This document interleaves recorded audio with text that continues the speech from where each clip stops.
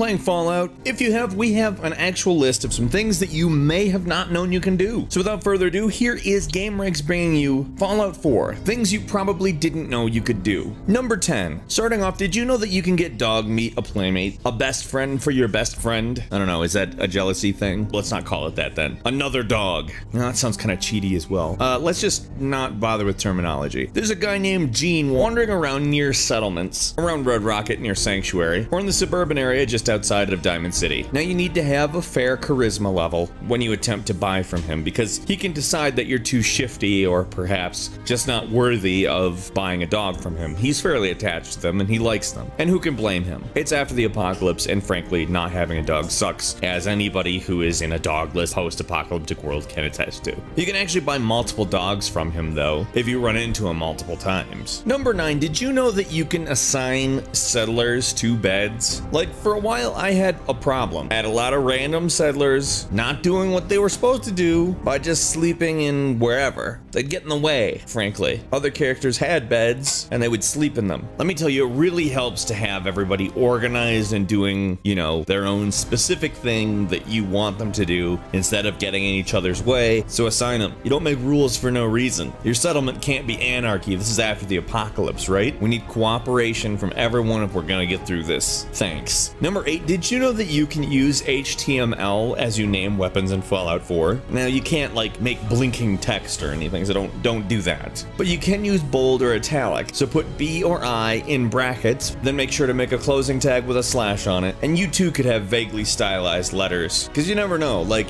your weapon might be extra good and you just can't stand not having it in italics. I know, believe me, I know. It's something that happens to all of us. Number 7, if you pick a lock and then lock the door again and then pick it again, you'll get experience and you'll keep getting experience. And no, it's not exactly worth a lot of experience or anything. It doesn't make leveling up easy, and I'm not trying to sell this to you as like a useful thing that you can do. I'm letting you know that if you really need that extra like almost no experience to get to the next level, if you're in that situation, pick a lock a few times. It could be kind of convenient, like really slightly, maybe a little bit, a minuscule amount convenient. Number 6, are you annoyed with how loud generators are? Well, I've got some great news for you. You can actually cycle the sounds that they make, and some of them are a bit quieter. Now, this really doesn't improve the game in any way, but if you're annoyed with how loud the generators are when they're all going at the same time, I mean, you might have quite a few of them. It's not absurd to have quite a few of them. But getting annoyed while playing a video game that you like is well, probably the last thing you really want while playing a video game that you like. So if that awful loud engine hum that's borderline lawnmower-esque bugs the shit out of you, turn them on and off a few times and see if you can find a sound that's quieter. You probably can. Number 5, the map's southern border does not stop you at all. You can keep going south beyond the border, and it's a really cool place to go. It's a heavily irradiated area, and it will just absolutely annihilate you if you don't have power armor, raid away, or raid X. Even a hazmat suit works, but there are enemies there, and a hazmat suit doesn't really protect much against that. I mean, there's a pretty fair amount of stuff to explore and do down there, and you can get a gamma gun if you look hard enough. But don't go down there unless you're ready for it, because it's